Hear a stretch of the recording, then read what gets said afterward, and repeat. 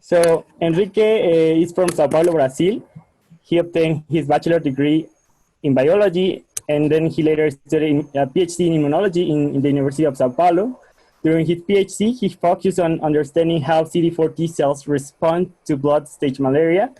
His postdoctoral studies were done in the University of Minnesota with Dr. Steve Jameson, where Enrique shifted his interest to CD8 T cells and discovered fundamental role for the Purinergic Receptor P2RX7 in the generation of maintenance of memory CD8 T cells. Now he's starting his own lab as an assistant professor in Mayo Clinic Department of Immunology in Scotland, Arizona, where he will be studying how extracellular nucleotides influence T cell immunology response to viral infections. Outside of his lab, his hobbies are soccer, going to travel with his wife, and he likes bonus and watching reality TV shows. So thank you very much, Enrique, for being here and for accepting my invitation to join this symposium of tissue-resident memory cells. All right. Thanks for the invitation, Eugenio. As you said, my name is Henrique, and today I'm going to present the work that I published on immunity last month, as well as some unpublished data that hopefully will serve as basis of some of the research I'm going to do in Mayo Clinic in Scottsdale. But first, I'm going to talk very briefly about my trajectory. I am from Brazil, as he said. I'm from São Paulo, which is not what people usually understand about Brazil. I mean, it's a concrete jungle rather than an actual jungle, as I like to say.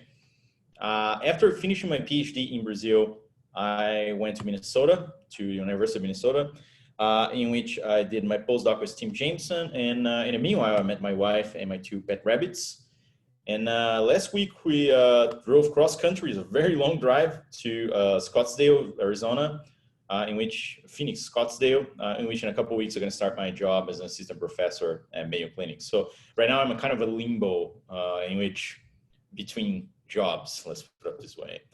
My lab will, coming back to research, my lab will focus on how extracellular ATP influences adaptive immune responses, focusing initially on CD8 T cells. ATP, as probably most of you already know, intracellularly is considered the quintessential energy source, and I don't touch much on that. But once in several circumstances, it can be released into the extracellular milieu. And it can be done via passive release through cells that are dying, either by necrosis or apoptotic type cell deaths. It can be released by microbiota, especially bacteria. And it can be actively released via transmembrane channels. And we're going to talk a little bit about that in the end of my presentation. But importantly, once in the extracellular environment, ATP can serve as a very important signal for a plethora of different pathways in several different cell types. In immune cells, most of what we understand about ATP is through the receptor P2RX7, which is almost exclusively expressed by immune cells.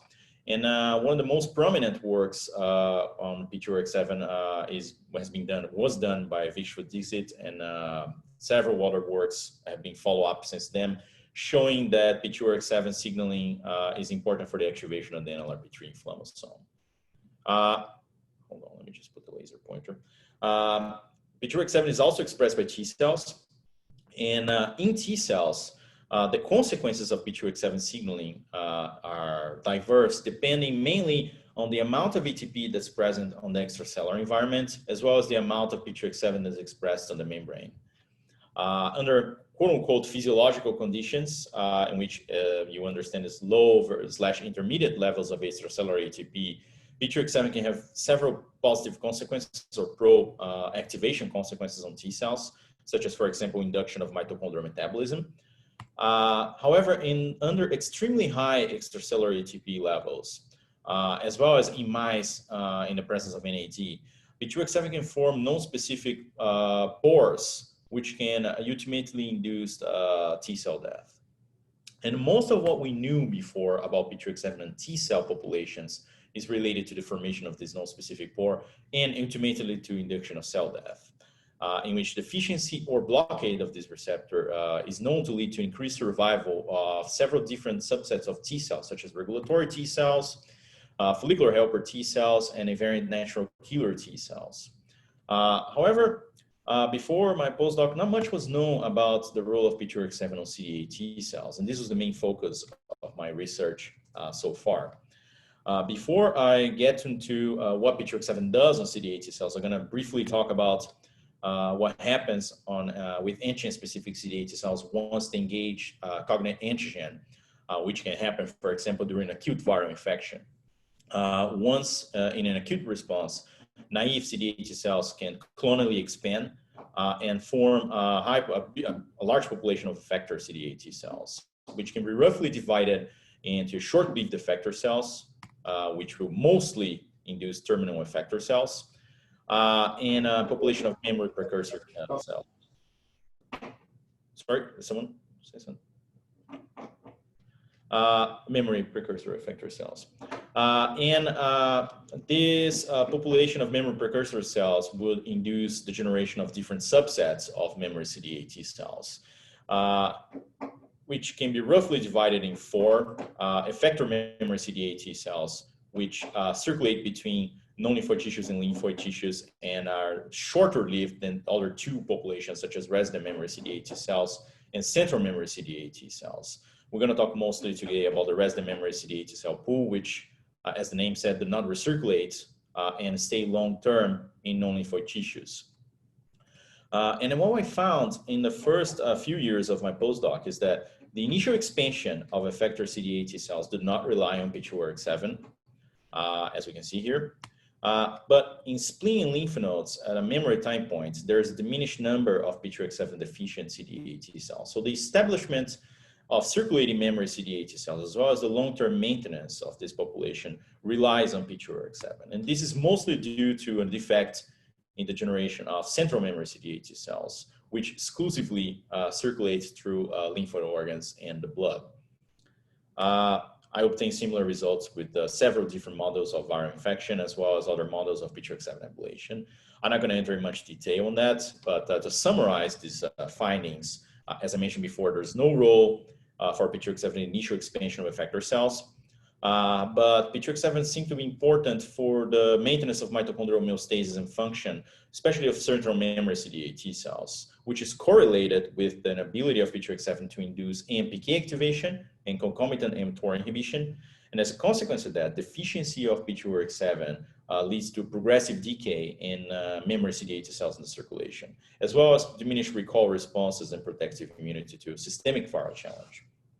So this was published a couple years ago, but in this paper, we didn't focus too much on resident memory CD8 T cells, and we wanted to know what exactly is the biological function of P2RX7 for resident memory cells, especially because resident memory CD8 T cells express even higher levels of P2RX7, actually very high levels if you look at the small intestine intraepithelial lymphocyte layer compared to circulating memory CD8 T cells.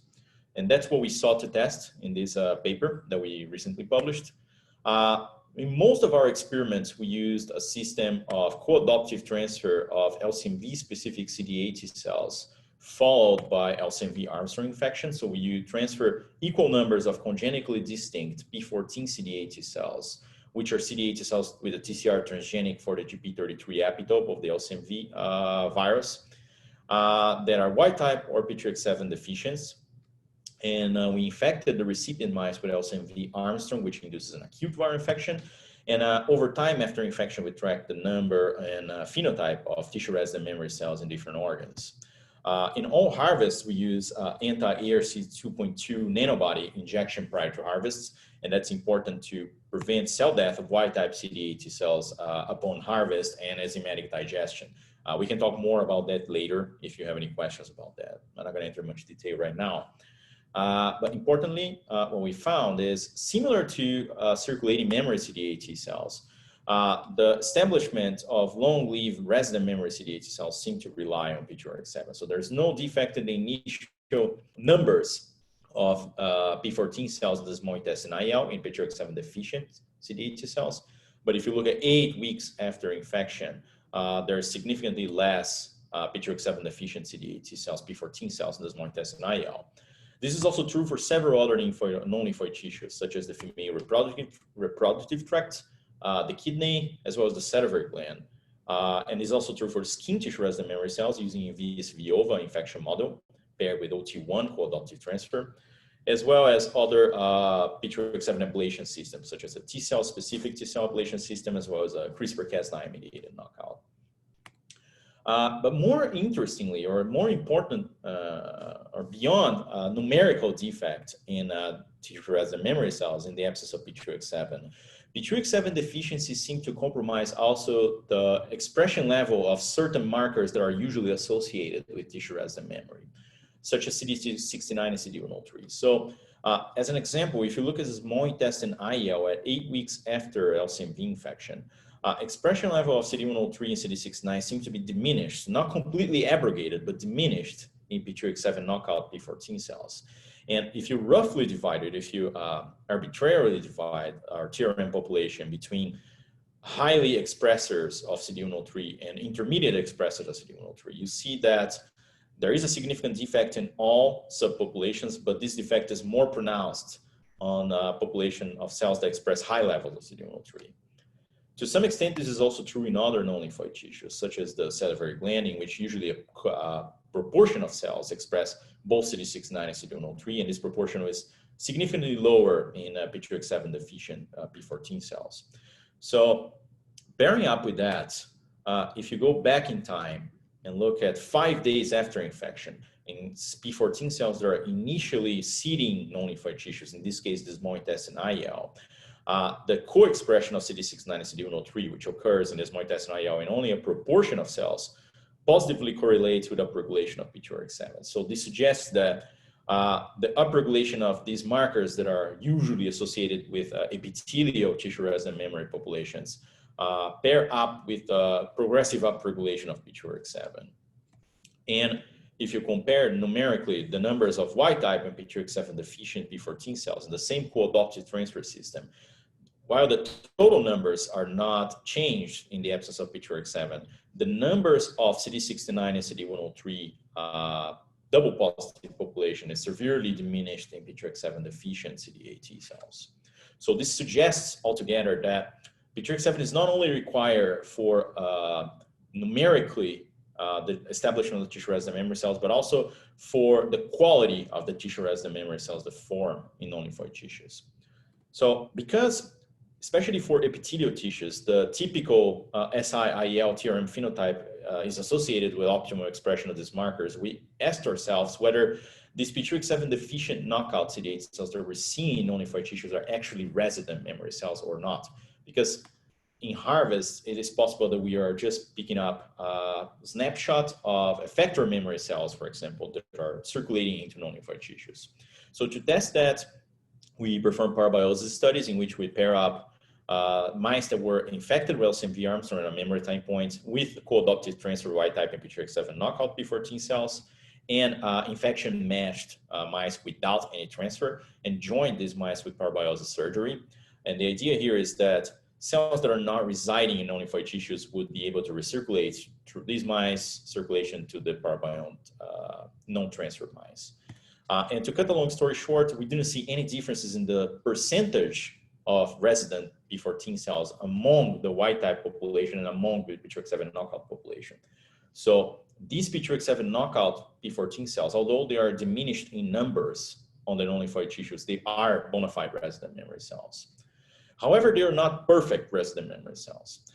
We used a protocol adapted from the New Zhang lab, in which we divided the small intestine IEL in half longitudinally, and one half we performed enzymatic digestion with 37-degree incubation, and the other half we did not perform any enzymatic digestion. We just incubated at 37 degrees.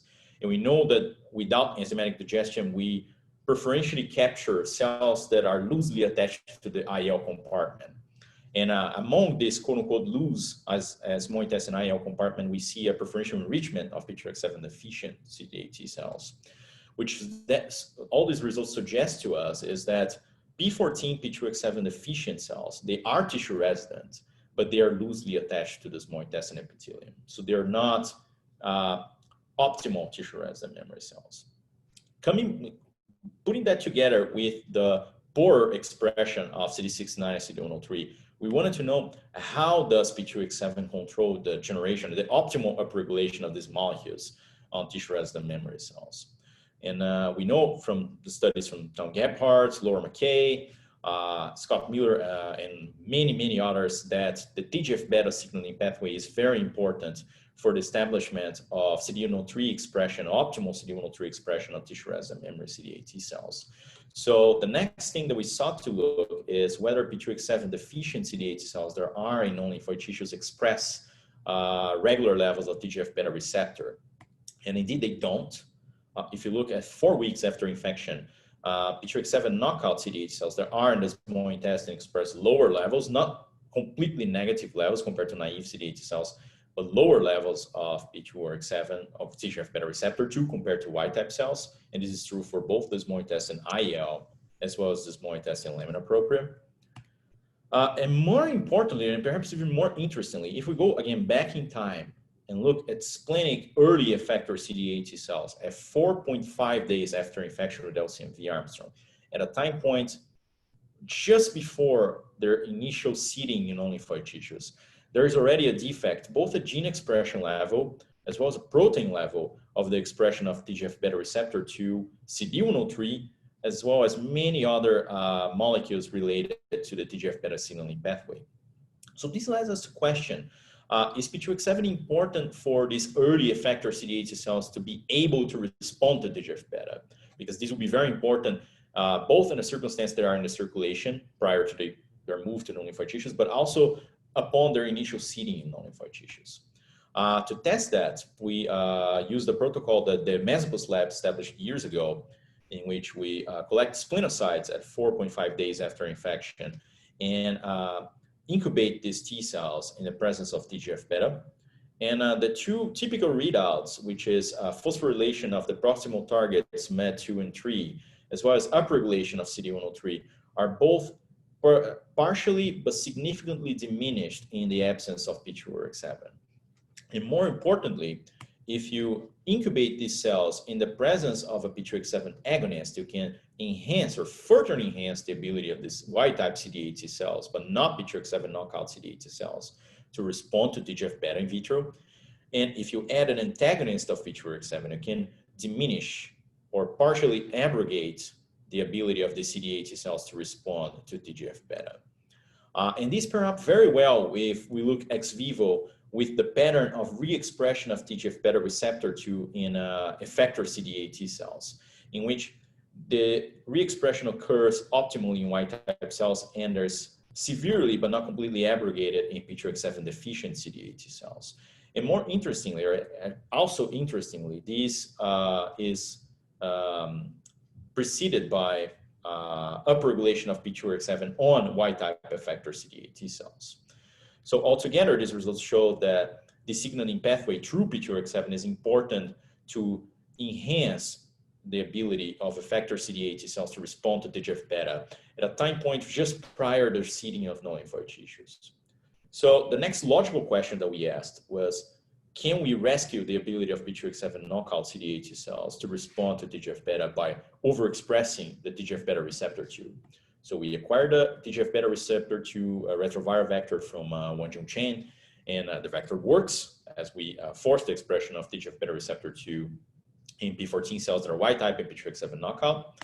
And it does induce optimal upregulation of CD103 upon stimulation in vitro of TGF-beta. So overexpression of TGF-beta receptor 2 can rescue the ability of P2RX7 knockout CD8 T cells to respond to TGF-beta in vitro. And this has a consequence in vivo, importantly. If we look at the phenotype of small intestine IEL P2RX7 knockout CD8 T cells, they have the ability now of responding to TGF-beta and optimally upregulate CD69 and 103 at similar levels as Y-type CD8 T cells. And as a consequence of that, if you look at the number of P14 cells in the small intestine IEL at a memory time point, now we have almost complete rescue of P2RX7 knockout CD8 T cells and their ability to form tissue-resident memory. And this is also true for several other non-lymphoid tissues, such as the salivary gland, the kidney, as well as skin tissue-resident memory cells in a model of VSV infection. At the same time, what we observe is also that overexpression of TGF-beta receptor 2 also partially rescues the ability of circulating memory P2RX7 knockout CD8 cells to form. So as we see here, the percentages of memory precursor cells are equally increased in Y-type and P2RX7 deficient CD8 T cells with overexpression of TGF-beta receptor 2. And as a consequence of that, there is a partial, not complete, but a partial rescue in the ability of P2RX7 deficient CD8 T cells to form both total circulating memory cells as well as central memory CD8 T cells, which was very interesting to us. Perhaps not that much right now because there's several other research being done by different groups showing that circulating CD8 T cells also rely on TGF-beta signaling. But that, together with our previous paper showing that P2RX7 is important for the optimal mitochondrial homeostasis of memory CD8 T cells in the circulation, led us to question whether these pathways are somehow interconnected by P2RX7. Further evidence for that is shown by the fact that there are mitochondrial defects in P2RX7 deficient tissue resident memory CD8 T cells, as shown by ex vivo measurements of mitochondrial mass by using mitotracker green staining, as well as mitochondrial membrane potential, which is a readout of mitochondrial function measured by staining with a TMRE dye. In both cases, P2RX7 deficient TRM cells are diminished in these levels of staining. But perhaps more interestingly, when we stimulated activated Y-type or P2RX7 knockout P14 cells with TGF-beta, their ability to perform mitochondrial respiration is diminished in the absence of P2RX7, as measured by extracellular flux analysis, by seahorse analysis. And more importantly, if you overexpress TGF-beta receptor 2 under these circumstances, you induce almost complete rescue on the ability of P2RX7 knockout CD8 T cells to perform mitochondrial respiration. And this, of course, has consequences in vivo. We measure the membrane potential of small intestine IEL tissue resident memory cells. This is also true for spleen. And there is also a complete rescue or inducement of mitochondrial membrane potential in the presence of overexpression of TGF-beta receptor 2 to similar levels in P2RX7 knockout cells and Y-type cells. So these results altogether, they suggest that overexpression of TGF-beta receptor 2 not only rescue the ability of tissue resident memory CD8 cells to form in the absence of P2RX7, but also the rescue the ability of CD8 T cells to perform mitochondrial metabolism. We obviously need to do many more experiments to further understand the potential connection between all these pathways, and this is one of the things I am interested in looking at in my lab. But these results suggest that this is an important point of interconnection between P2RX7 metabolism and TGF-beta receptor 2. Another question we had is whether P2RX7 is important only for the establishment of tissue resident memory CD8 cells, or if it's also important for their long-term survival. And if you look back at the kinetics of the number of P14 cells, the small intestine IEL, you see that the Y-type P14 cells, you have some level of decay, which is to be expected, but this decay is more accentuated at later time points in P2RX7 deficient CD8 cells. In this case, a germline P2RX7 deficient CD8 T cells. So to test whether the long-term maintenance of tissue resident memory cells also relies on P2RX7, we use the tamoxifen-induced conditional knockout system, in which we can induce the ablation of P2RX7 after tissue resident memory cells are formed in non-lymphoid tissues by treating mice with tamoxifen at memory time points. And as you can see here, also the long-term maintenance or the long-term survival of tissue resident memory CD8 T cells, as well as circulating memory CD8 T cells, rely on constant expression of P2RX7. As you can see here, vehicle-treated mice, you don't have any difference between P2RX7 fluxed CD8 T cells and P2RX7 controlled CD8 T cells. As in comparison to mice treated with tamoxifen, you have a severe underrepresentation of conditional knockout CD8 T cells in all organs we looked at. And this correlates very well with ablation or efficient ablation of P2RX7, both in early ablated mice as well as in late ablated mice. So P2RX7 is important for both the initial establishment of resident memory CD8 T cells, but also for their long-term maintenance. So the only question, or the main question that we still haven't answered completely, is where is the ATP coming from for the CD8 T cells? Where is the signal coming from? In other words, what are the sources of extracellular ATP for these CD8 T cells? One of the potential places where the ATP is coming from is from the microbiota. There is work from Fabio Grassi and collaborators showing that one of the main sources of extracellular ATP in the intestinal lumen is the microbiota.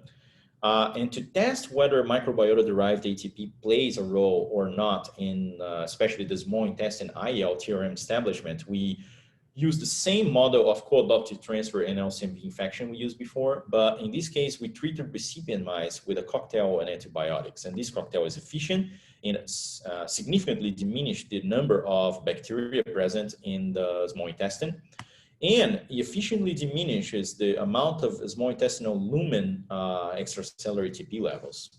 And as a consequence of that, there is a partial but significant reduction in the amount of P14 cells that form in the small intestine IEL, as well as their expression of CD103 in a P2RX7 dependent manner.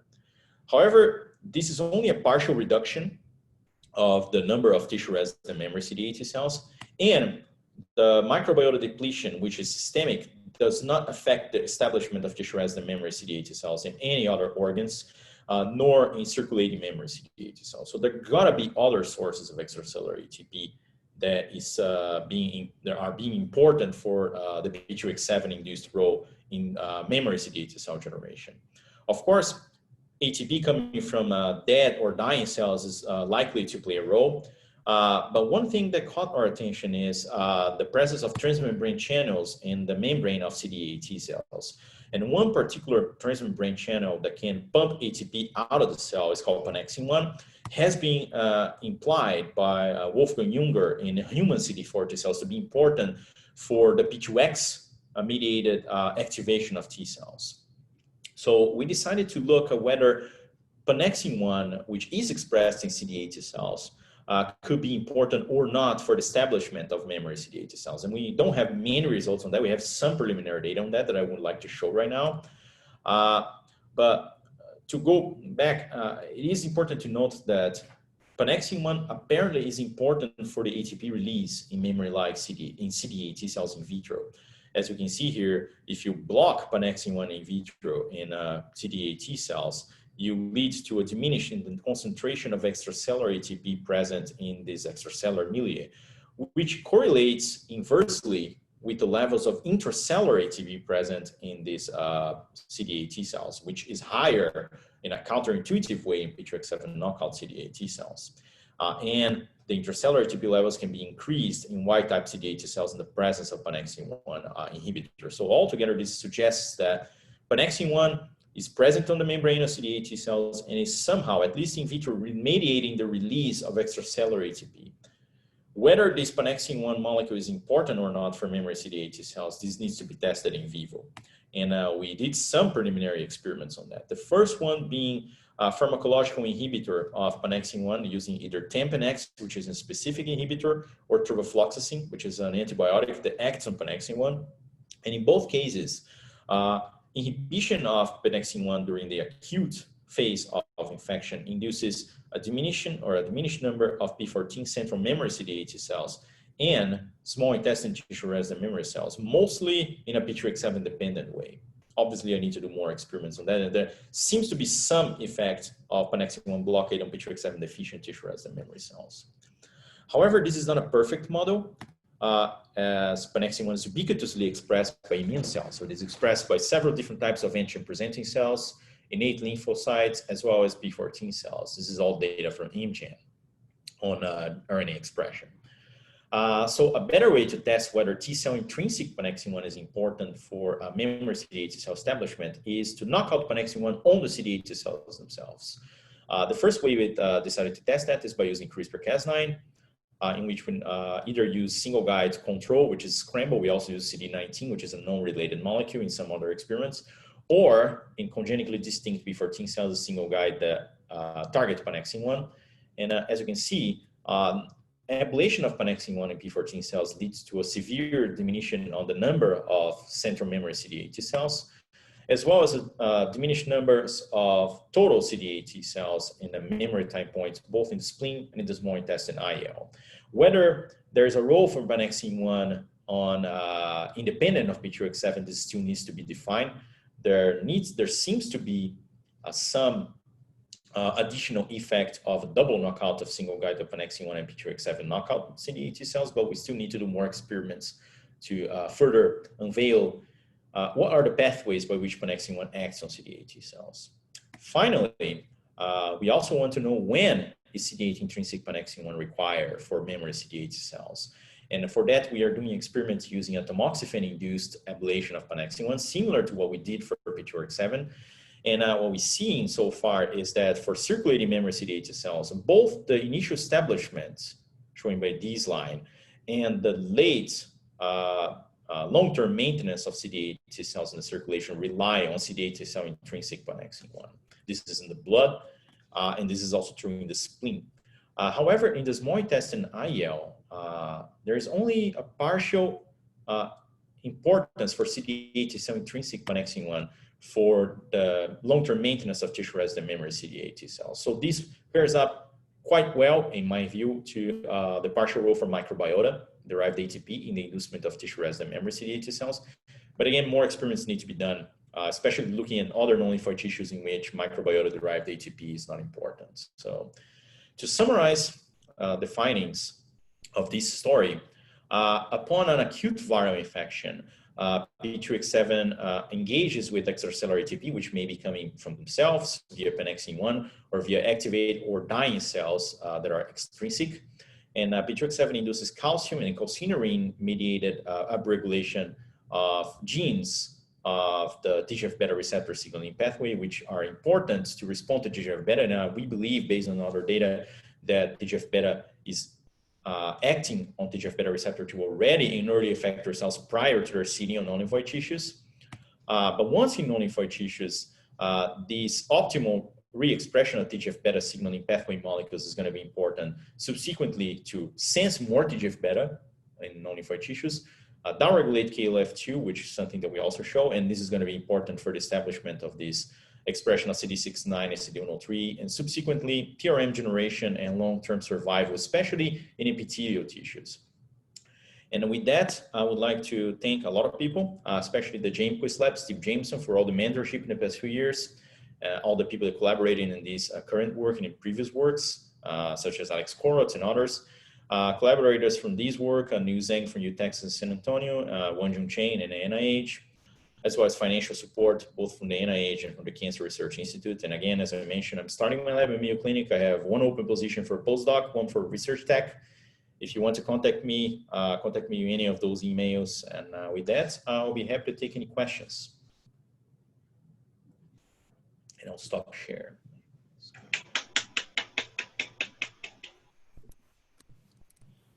All right. Thank you very much, Enrique. If anyone in the audience have any question, please type it in the chat, or if you also want, you can turn on your micro.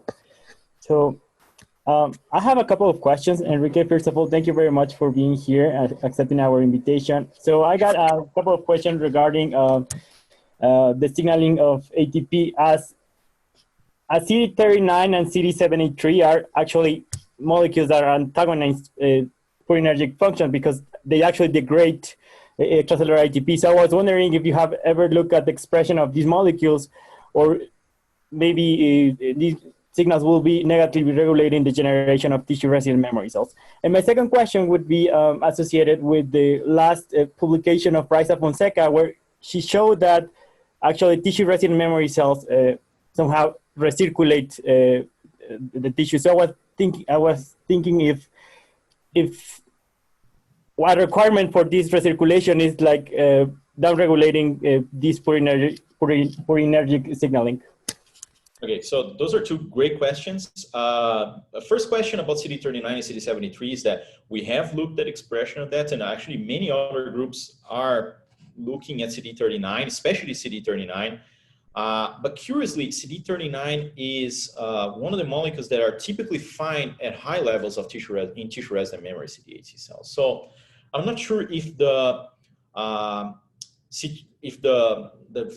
if the scenario is that simple, in which you have a signal that's pro-activation, that's ATP, and a signal that's anti-ATP, is going to be anti-TRMs.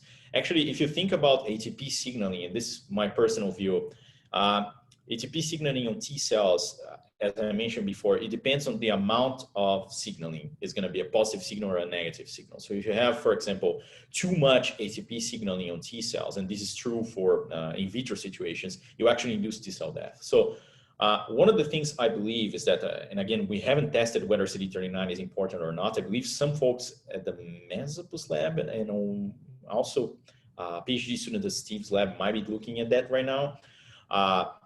I believe CD39 may be important for TRM establishment as well, but in a situation that perhaps it serves as a brake for excessive activation of P2RX7 in certain circumstances. So you have to have high levels of P2RX7, but you also have to have high levels of CD39. And then again, this could be a situation similar to the expression of pro-activation, co-stimulatory signaling, and co-inhibitory signals, which is also true in TRMs. If you look tissue resident memory cells, they do express high levels of stuff like CD28, but they also express higher levels than you usually see in non-exhausted cells of PD1, LAG3, 2B4, and someone needs to correct me if I'm wrong, but that's what I remember. So this is more or less to answer your question. I mean, to answer more directly, I don't know whether these molecules are important or not. All I know is that CD39 is usually found on tissue resident memory cells. So this might be more complicated than this. Regarding the work from Raissa, this is a very good question. I do not know the answer. If I remember well, the Mesopus lab is looking further on that. I mean, there's other papers in which they show that cells can go back to recirculation. I don't remember if they ever look at KLF2, if it needs to be upregulated. But to be honest, I don't know if they know yet what are the mechanisms by which the cells go back to recirculation. If KLF2 downregulation or upregulation is important for that, let's imagine tissue resident memory cells have low KLF2 levels. If you need to upregulate KLF2 to leave the tissue, then there's a possibility that downregulating P2RX7 is important. But at this point, I don't know even if the expression of P2RX7 is higher or lower on these cells. I mean, again, coming back to answering directly your question, I don't know. So it's a good thing to look at. Okay, there's a couple questions on the box, on the chat box. One is from Jessica Lancaster. In a context where there is increased TGF-beta like aging, does TRM generation also occur in a P2RX7 dependent manner? Good question. I don't know. I actually, that's one of the, it's not exactly a caveat, but one of the characteristics of most works with infectious diseases. We always use mice that are young adults. We don't usually wait until the mice age to do the infection or to do any adoptive transfer. I don't even remember if P2RX7 expression changes with age. There's some, actually, I think some evidence in humans that P2RX7 expression, I think, goes down with age, but I'm not entirely sure. But then again, this is the kind of question that only doing the experiments to know. And Jessica actually also is in Mayo Clinic, Arizona, so we can do the experiments together if you want. Yep, we have to check. So Alvaro also has a question. What is your opinion about TGF-beta having a dual role in CD8 T cells by promoting tissue residency and suppressing T cell function in tumors?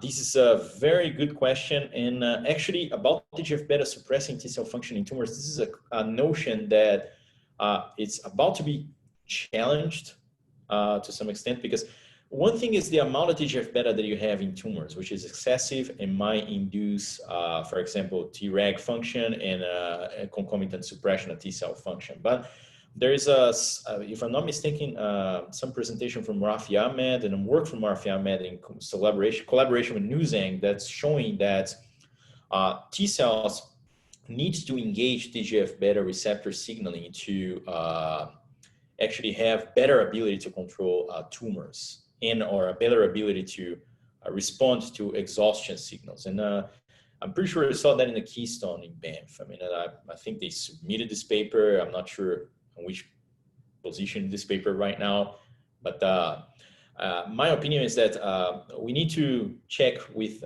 care what exactly is the cell intrinsic role of TGF-beta on CD8 T cells. And it might be context dependent.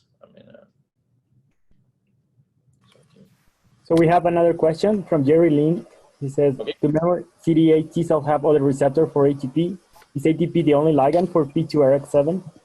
ATP is the only known ligand for P2RX7. There are a couple of works from the literature showing that microbiota-derived products could induce P2RX7 activation. But then again, these papers, if you look back at these papers, they don't really look at what exactly is the ligand. And as I show here, microbiota can release ATP. So the only known ligand is ATP. But P2RX7 is definitely not the only ATP receptor present on CD8 T cells. As a matter of fact, one of the main goals of my new lab is to look at all the other purinergic receptors and what are the roles of these different purinergic receptors for CD8 T cell function. As a matter of fact, we know in CD8 T cells that P2X4 is expressed, P2X1 I think is expressed as well as other purinergic receptors that are not ion channels, such as the P2Y receptors. I have done a couple of CRISPR-Cas9 mediated ablation experiments to show that a couple of those receptors are indeed important for tissue resident memory generation. And again, that's one of the goals of my lab, and we're gonna pair up, for example, with methylpipkin and do some shRNA screenings to look at these receptors. So, but that's a very good question, and there's a very good chance that you have several different purinergic receptors act in different circumstances to help CD8 T cell function to be shaped in response to not only acute infections, but also chronic infections. And then again, this will definitely be context dependent because different purinergic receptors have different affinities for ATP, for example. So that's a very good question, and that's something that we're studying right now. Thank you very much, Enrique. All right. Thank you. Thanks for the opportunity.